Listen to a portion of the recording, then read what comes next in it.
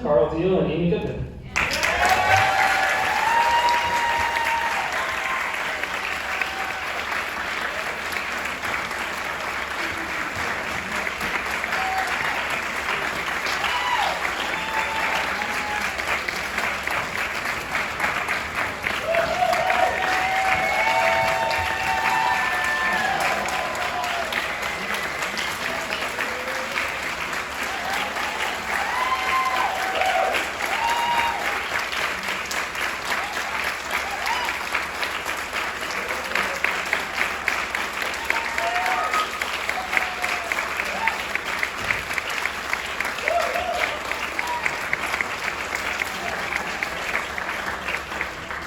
And of course, Zazu Goodman.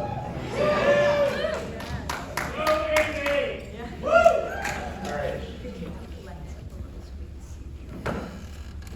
The lights up a little bit to see the audience. Thank you. Hi, everybody. Hello, Providence.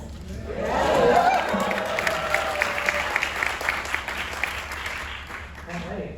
So I'm going to introduce our guests here today with a little more info that you might not already know from the film. And I'm going to ask a couple questions, and then we'll have time for a couple of audience questions. So Amy Goodman, as you know, the host and executive producer of Democracy Now! She's received numerous honors, including the George Polk Award, the DuPont Columbia Award, the Overseas Press Club Award, the Right Livelihood Award, the I.F. Stone Medal for Journalistic Independence, and the Gandhi Peace Award, and is also the best-selling author of several books, including Democracy Now!, 20 years covering the movements changing America.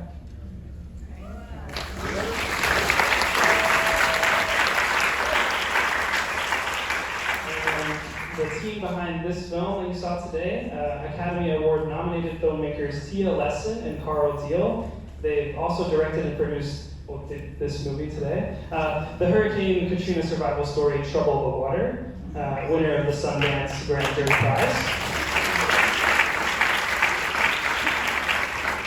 as well as the Gotham Independent Film Award and Citizen Coach.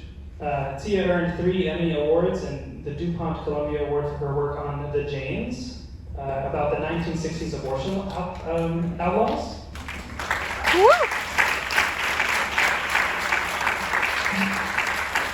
And they're also the producers of Where to Invade Next, Bowling for Columbine, and Fahrenheit 9/11.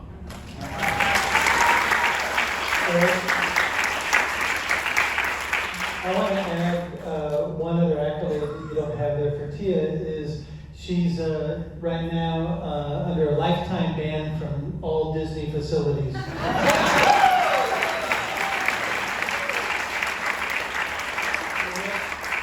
wear that as a badge of honor. Don't ask. Well, I will ask Tia and Carl to start off. This story has so many elements that are serious and dark and in so many ways, but there's also a lot of lightness and humor in the film. So I was wondering if you could talk about the purpose behind that, why they decided to do that, and then Amy, you could also talk about the purpose of humor and light, or the use of humor and lightness in your work. That's a great question, Eric. Thank you so much. I'm glad you posed it that way, and I hope people understood the question as also it's a reflection of who Amy is, and we hope that's what you take out of the film, is that you also take some of the lightness and inspiration out of what sometimes feels very dark, because that's what Amy brings into the world is joy in the activity that she engages in every single day, which is handing the microphone over to other people who don't usually get to hold the mic and don't usually get a platform to speak. And it's such an incredibly valuable journalistic practice that she engages in, and she does do it with a lot of joy, and we felt a lot of joy in watching her over these last, I'll say, we're weird people who make documentaries, because we feel like we just lived 30 years with Amy, because that's the period that we looked at. But over these years that we've spent getting to know Amy, even before we started making the film, and then in the making of the film, so that's a reflection of Amy. And while I have a mobile on, since I'm holding the microphone, because we all like to talk, I may not get it done. I want to say that this, all of you guys who came here today, we're really grateful that you're here. It's audiences. These films don't exist without audiences, and films like this hardly exist at all in the communal spaces that we make them for. And so, thank you for coming.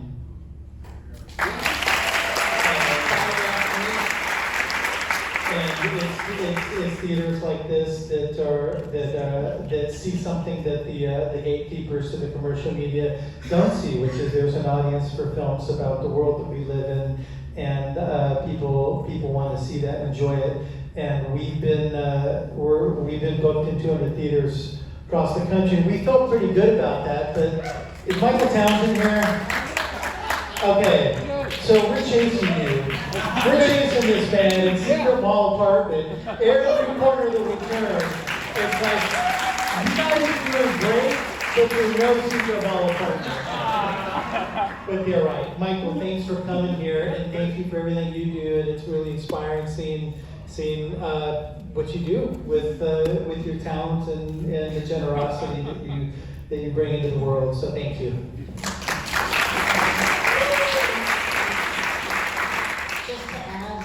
To your observation of the likeness, for us as filmmakers, it was really important to show the humor, at least at the very beginning of the film.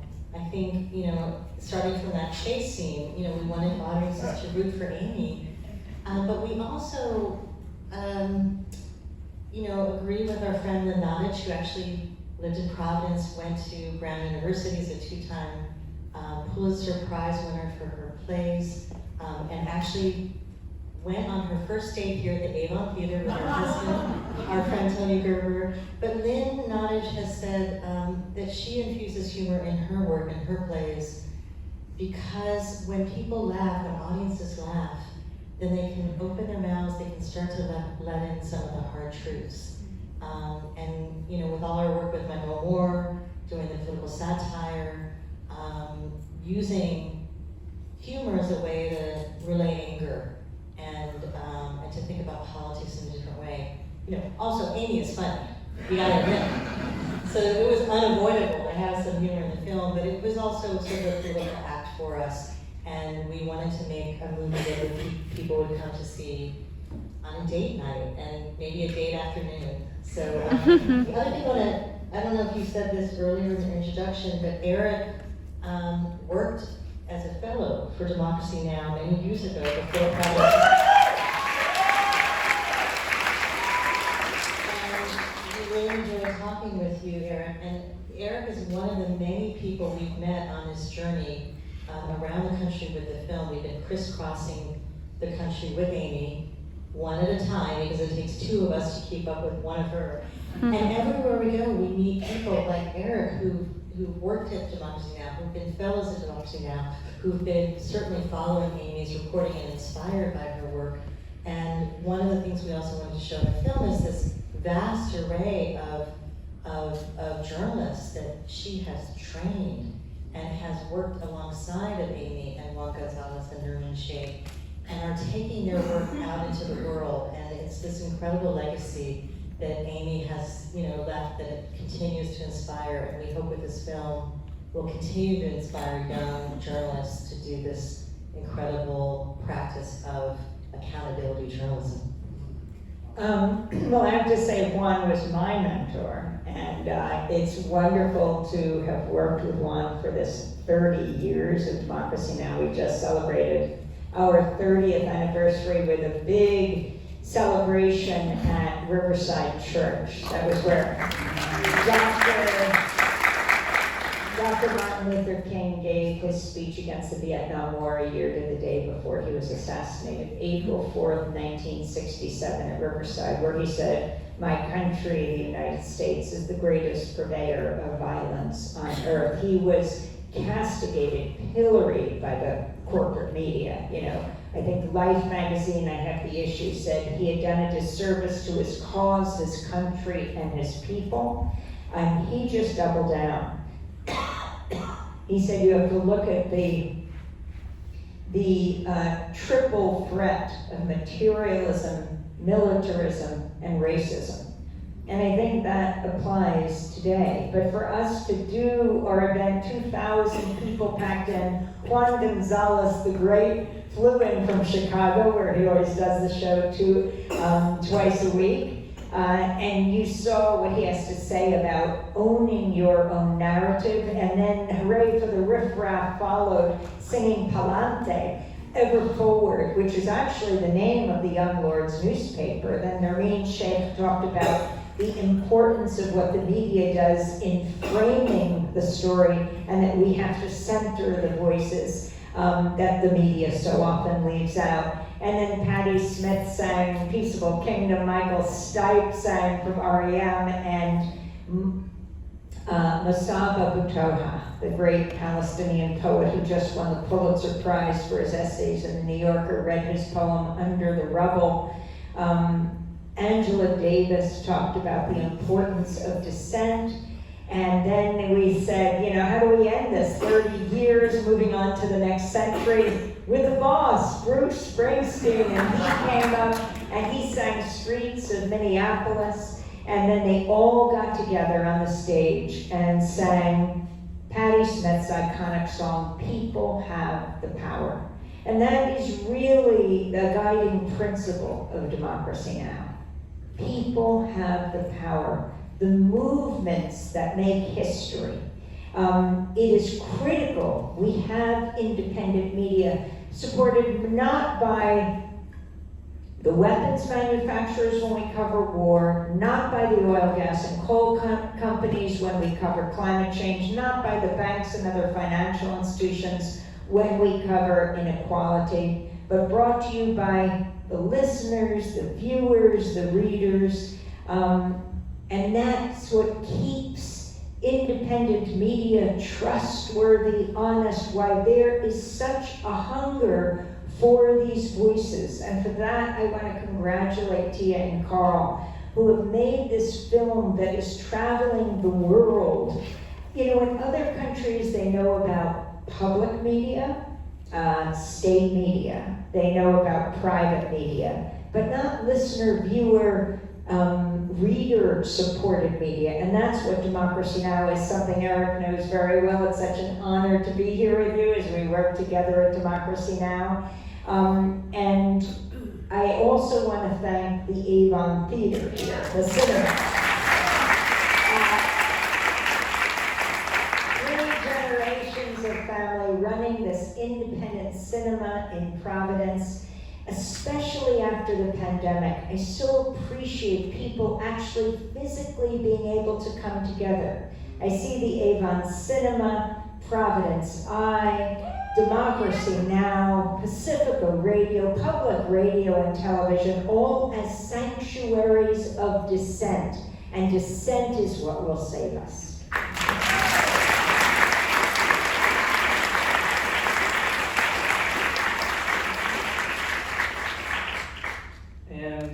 Mentioned just now that you've been covering movements all along, and that's so much that advocacy, and it shows up in your reporting and at Democracy Now!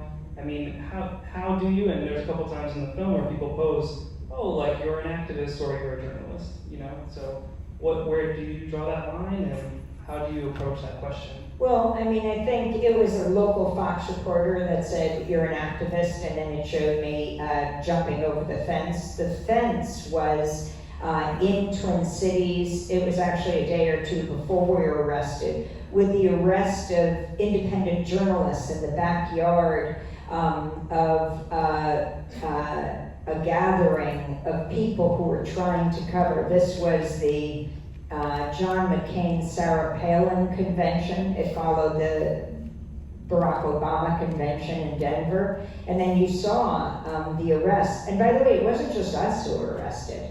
There were over 40 journalists who were arrested in that week. And it's absolutely critical we show the images that were there on the ground. It makes an enormous difference, right? You see with the standoff at Standing Rock, to show the dog with its mouth and its nose covered with blood you have to show the images. When we were there in East Timor, and by the way, I want to say something else about coming back to Providence, how meaningful it is. Tonight we'll be in Newport. The Portuguese community here was extremely supportive of the Timorese. One of the most supportive audiences or populations around the world, because Portugal had occupied Timor for so many years, left it in '74, and felt responsible when the Indonesian military invaded in 1975. Last night, former Dean Dave Targan was here. He was knighted by the Portuguese government here at Brown for his work on behalf of the Timorese. He had brought Brown students to East Timor to challenge the blockade of the Indonesian military.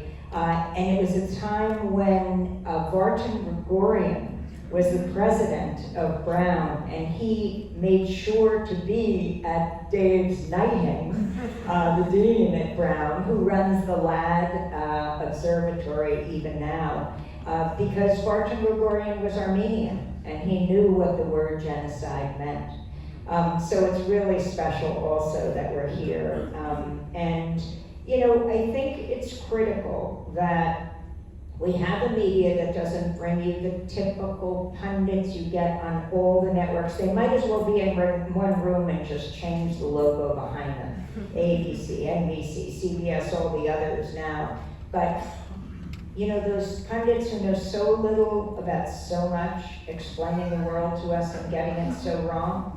I don't call the corporate media the mainstream media. I think you're mainstream. I think Democracy Now! Is mainstream, and Providence Eye is mainstream.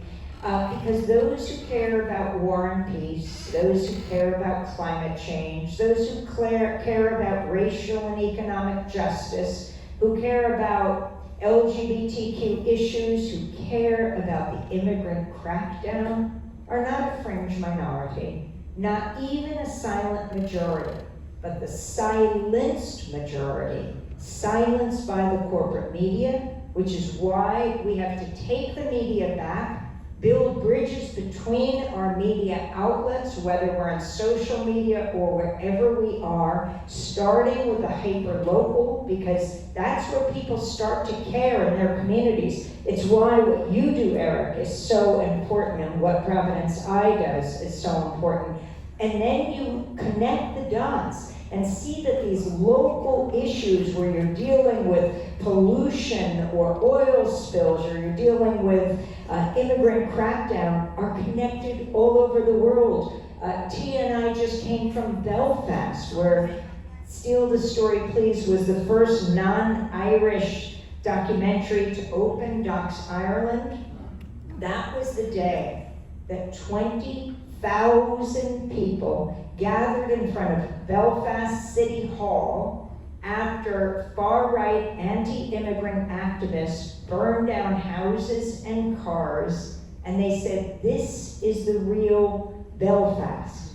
This represents the majority of people around the world."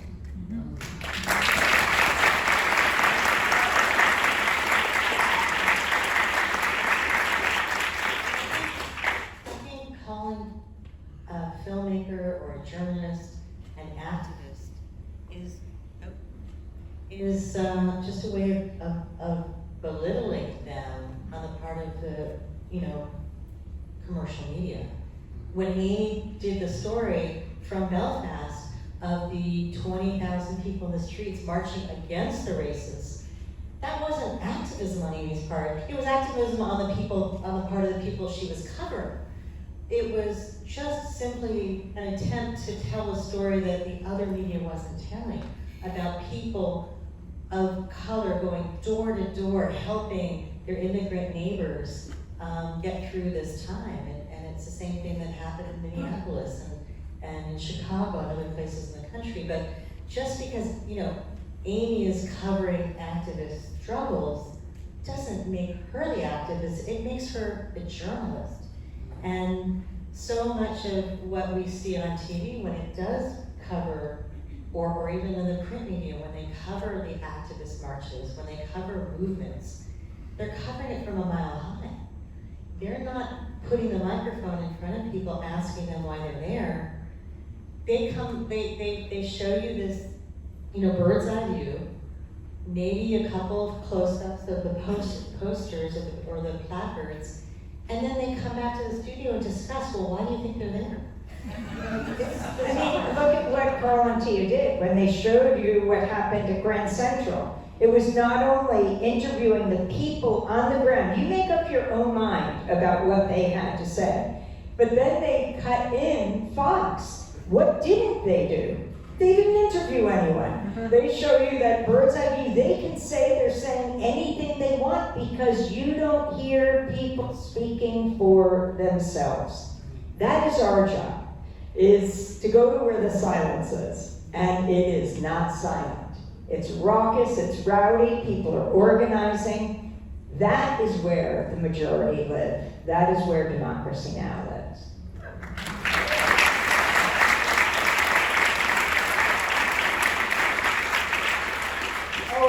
I'd be happy to say more. I want to ask Carl and Tia something, if you don't mind, Eric, but we work together, so. That's what you do. But, I mean, I also was just struck by seeing Stephen Colbert, right? Just a few weeks ago, he did his last late night on CBS. It's really important to talk about corporate media consolidation right now. Last year, after Trump repeatedly called for Stephen Colbert to be fired, the Ellison father and son, Larry and David Ellison, who owned Paramount, that took over Skydance for an $8 billion deal, right before the merger was approved by Trump's FCC, they announced he was going to be out. CBS announced he was going to be out. And then Trump's FCC approved that merger. So right at the time that Colbert actually left, that is the time that Trump's Department of Justice proved the merger between Warner Brothers Discovery, which owns HBO and CNN, and Paramount, which owns CBS. It's not a done deal, and that's, I think, what Carl and Tia can talk about, because they have signed an open letter and they can tell you what that letter is, along with so many others. Well, it kind of goes to what Amy and Tia were talking about of the power of movements. And I think enough people have seen what these media mergers on steroids look like, and especially when you have a president like Trump who's transparently transactional about everything he does, especially with this. People are banding together. So it's thousands of our colleagues in the entertainment industry, but also now more and more journalists are signing up, are trying to block this merger and working to put pressure on the states, because this can happen at the state level. The feds have already approved it, the DOJ's approved it, the shareholders approved it, and but it's not a done deal yet. And one of our executive producers is Jane Fonda, Jane Fonda, whose father in 1947 founded the Committee for the First Amendment to counter the activities of the House Un-American Activities Committee, the blacklist in Hollywood. And Jane in November of last year realized that it's time to bring it back because things are getting dire, and she just started seeing all the signs of the blacklist coming back. And so we're, it's just amazing to watch this movement of people, entertainment industry workers mostly, not your traditional activists who are working really, really hard to stop this. So it's not a done deal. Go to blockthemerger.com if you want to learn more about it. Also, I would say, Larry Ellison, whose son is the CEO of Paramount and who is very close to Donald Trump and who's behind all this, they also own a big chunk of TikTok. Mm-hmm. And nowadays, it seems like most people, or the studies show most people around the world get their news from the social media platforms or video platforms like YouTube. You know, I mean, some of that might be looking at NBC News on those platforms. They get it through those platforms. And so what's dangerous about that, obviously, is that those can be easily censored. And, you know, there's a report out now today that the Ellisons are burying news on TikTok because they don't want to use a TikTok platform, and especially if they don't agree with the information that's being shared. So, you know, how dare those people call Amy Goodman a fucking activist, you know? Fuck those guys, I'm sorry, but, you know, how dare they? Because they're the activists for people in power, and there's a big difference. Yeah, I mean, you led me right to my next question, which is, in this moment of corporate consolidation, and has it changed the way you approach your work as journalists and filmmakers? Well, it's changed the way we've distributed this film. I mean, we have worked with large studios in distributing the Michael Moore films that we've been part of. We work with a small boutique distributor with Trouble the Water.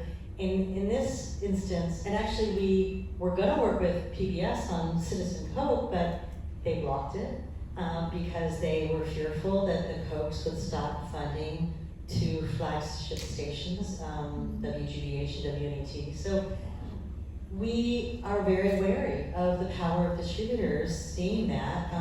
You all might remember with Fahrenheit 9/11, Disney actually owned Miramax and prevented Miramax from distributing Fahrenheit 9/11 because they did not want to upset the Bush family. George Bush was president, his brother Jeb ran the state of Florida as governor, and Disney did not want to lose their tax breaks in Florida. So Michael, in the weeks after winning the Palme d'Or at Cannes, had to scramble to get new distribution. Now it worked out okay for Fahrenheit 9/11. It's the biggest box office success of any documentary or any independent film, but we saw the power that distributors have and to make or break a film. With this film, we've done it completely independently. It's through a nonprofit. We put it in, as Carl said, 200 theaters and counting. And our opening weekend in New York, we had the biggest box office in 10 years of any documentary at the IFC Center. When we were in Chicago at the big Music Box Theater, this movie palace in Chicago, we had the best opening weekend of any film, I think, any documentary in a quarter century since they've been keeping records. So people have been turning out to this film. We're vying for secret law apartment numbers. Michael, maybe you need to come on the road with us. But we are, we're cognizant of the power of independent voices and independent media. We've been partnering with organizations like the Providence Eye, like Public Access Sacramento, like PFW in DC, and KPFT in Houston, these incredible radio stations that serve the community, meaning serve primarily the Black and brown communities in those cities. And we've been holding fundraisers as we go. So we've raised six figures, $100,000 for local community media, broadcasters and print media and stations, which in the wake of the elimination of the Corporation for Public Broadcasting, goes a long way. It might be a drop in the bucket, but it's the power of a community coming together to support their local art house theater, their independent film, and the local media that is answerable only, to their audiences, like Democracy Now! And I also want to congratulate Tia and Carl on the film festival circuit. They have won more than 16 major awards in the film festivals, mainly audience favorite awards from the Santa Fe International Film Festival to the Santa Barbara International Film Festival, Seattle Doc Fest, New Film Festival in Seattle, in Savannah, Georgia, Woodstock International Film Festival, the Oslo, Norway Human International Film Festival, either special jury prizes, best film at the film festival, or audience favorite award, and that is really important. Also, as you talked about the Music Box, which is the Cinema Palace in Chicago, an organist plays until the movie begins, a live organist in the theater. We moved Better on. than trailers. What's that? It sure beats trailers. We moved on to Milwaukee, the Oriental Theater, 1,000 seats. So, Steal the Story Please came out at the same time as The Devil Wears Prada 2. And in Milwaukee, it was a Mother's Day, gorgeous day. Who's going to go into a dark theater in the afternoon? But a lot of people were, and there was The Devil Wears Prada, and there was Steal the Story. The Devil, 79 tickets sold. Steal the Story, 790 tickets sold. For a single show. At the Charles Theater in Baltimore. That's when they first saw this phenomenon. Beautiful theater. The lines were out the door. We pull up. We see The Devil Wears Prada 2. Oh no. And then Steal the Story, Please. Who is going to come to Steal the Story? So as we go in, everyone's saying, we love Democracy Now! I said, really? There's this crossover audience between Democracy Now! And The Devil? And they're like, no, what are you talking about? We're here for Steal the Story, Please. And then we look up and it says, Steal the Story, Please sold out. The Devil was continuing to sell tickets. So I think why this is so important is that it is a message to the corporate streamers that there is an audience out there. I mean, just to appeal to their capitalist instincts, that people want to hear this. And it is absolutely critical right now. Because we have a president who says the media is the enemy of the people. Nothing could be further from the truth, but most of what he says couldn't be further from the truth. And finally, I just want to say we were just at the Latches Theater in Brattleboro last weekend. And it reminds me very much of Avon Cinema. And The Wizard of Oz premiered there in 1939. MGM brought the carriage that took Dorothy into Emerald City up and down Main Street of Brattleboro. And the photographs are all over the Latches. If anyone has read the book, Frank Braun's book, it's a radical book. And the person, though, who revolutionized it was the lyricist, Yip Harburg. My father was the original Yippie. He loved Yip Harburg. He took me to every Yip Harburg exhibit. He fixed movies. He put the rainbow in The Wizard of Oz. He made the first all African American musical, first black musical on Broadway.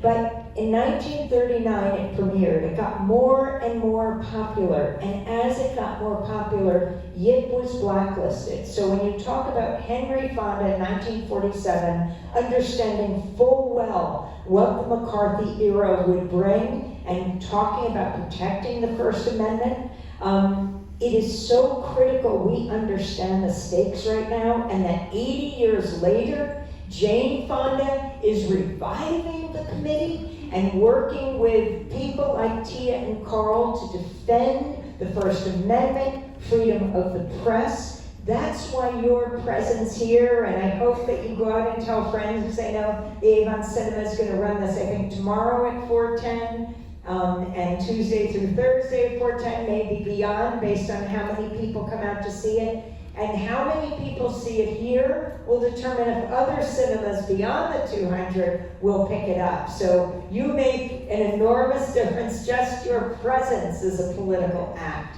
And I thank you so much for doing There are postcards. We brought some postcards with Avon Cinema on it. If you want to pick them up on your way out, bring them to your favorite coffee shop, your favorite ice cream store, circulate them, keep maybe one as a keepsake, but tell other people and send your Instagram pics, because I think we might, I don't know if we have time after the... We do. We have a little We bit do of it time super quick. after the show to take some pictures with Amy, with Zazu, who loves that. The original news hound, one of the leading paparazzi sassy of our day. You have to bring some popcorn for her, but we do that, as a way of thanking you, but also encouraging you to post about this film, because we do not have an ad budget. We hardly have a budget to get this film out, but we have all of you, and you are our ambassadors. One other pitch I want to make is that the showing tonight is a film called The Tuner, and it was actually directed and written and produced by our former intern, Academy Award-winning filmmaker Daniel Rohr. He made the film Navalny, and this is his first foray into narrative fiction filmmaking. So if you want to see a double feature today, you can come and see The Tuner. He's also distributing that independently, by the way.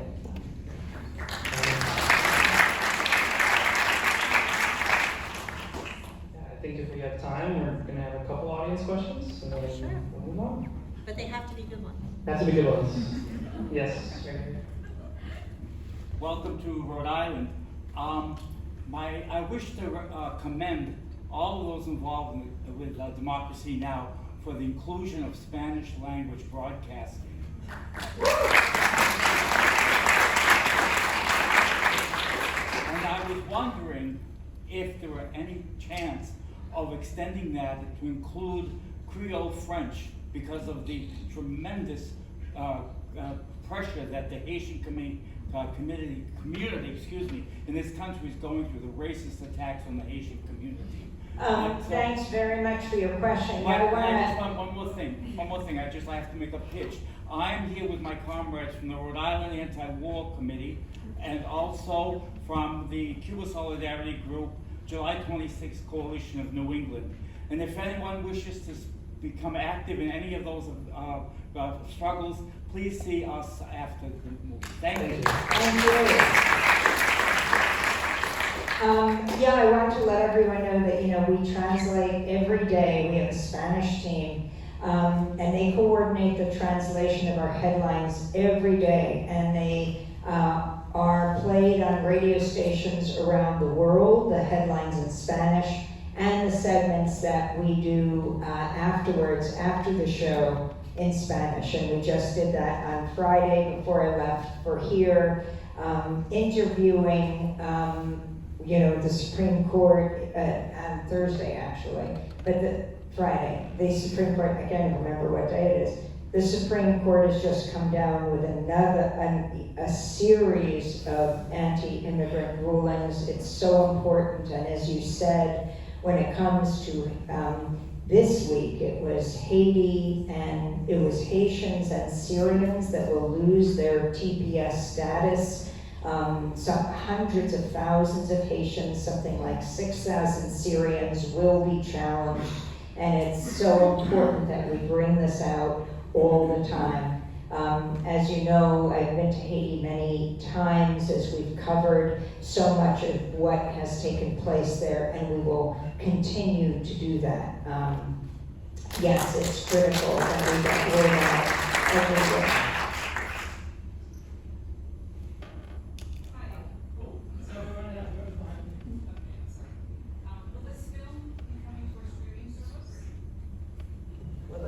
Yeah. Yeah, so, sure, it will. I mean, the great thing about capitalism is they'll make money when they can, and we believe in going where the audience is, and so some of these services are distasteful, but it will certainly be available in most of the places that you're accustomed to seeing streaming video. It's also going to be, though, the production company is a nonprofit, and there's a nonprofit mission to this, which is to get the film screened in groups like this, in community groups and different communities and whatever formats. If people are interested in bringing it back after it finishes a theatrical run, you can write into our website, which is stealthestory.org. It'll be widely available in an educational context as well. And I don't know if there are enough days in the year for all of the requests that are coming in at schools, at universities, at community centers, at journalism schools, to show the film, and so there's going to be a huge impact campaign that continues beyond the theatrical But release. if we have enough interest from the schools in this area, from RISD, from Brown, from Providence College, University of Rhode Island, we may come here again. So if anybody out there is connected with those institutions, go to our website, there's a request to screen button. It's not that easy to find, trust me, it's there. And if you click on it, you can indicate what institution you're with and what your hope is to bring this, where you want to bring the film, how many people you want to show it to, but we hope to come back to Providence. All right, we have one more question, front left here. Hi, I'm so glad you just mentioned the colleges. I teach history at Providence College, and what you ended the film with, mentioning Sophie and Hans Scholl, I have wonderful success, I think, in showing all students their story through the 2005 German film, and I recommend it to anyone who's raising young people.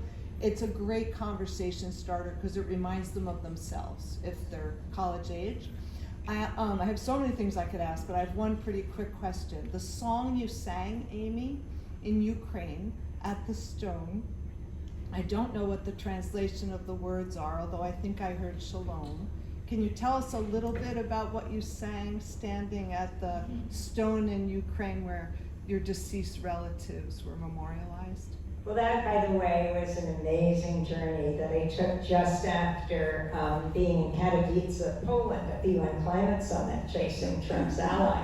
It was just like an hour flight to to Lviv, and then we drove out to Rivne. I want to say one thing about since you're a teacher, about that UN Climate Summit. We go to all of them. We have since 2009. Bill Moyers called me, the late, great Bill Moyers, Yes. and said in 2009, you got to be at the climate summits. And so we headed off to Copenhagen, and we never stopped after that.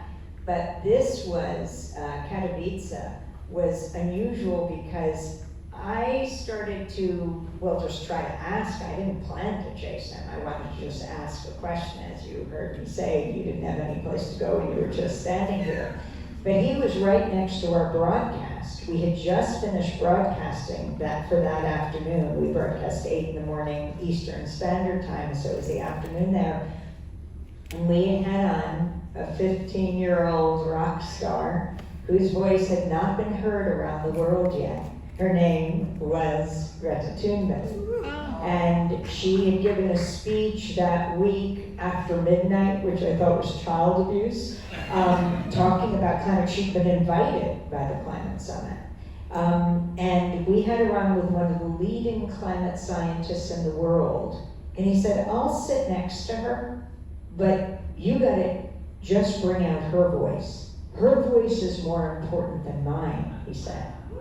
And so we had just finished this exhilarating interview with a young person, as you teach young people, when we saw Trump's, I was going to say climate scientist to say the least, would not be a word to describe him. Though he did become in the second term the Undersecretary of Energy for Donald Trump. He no longer is. And then we flew off after the summit to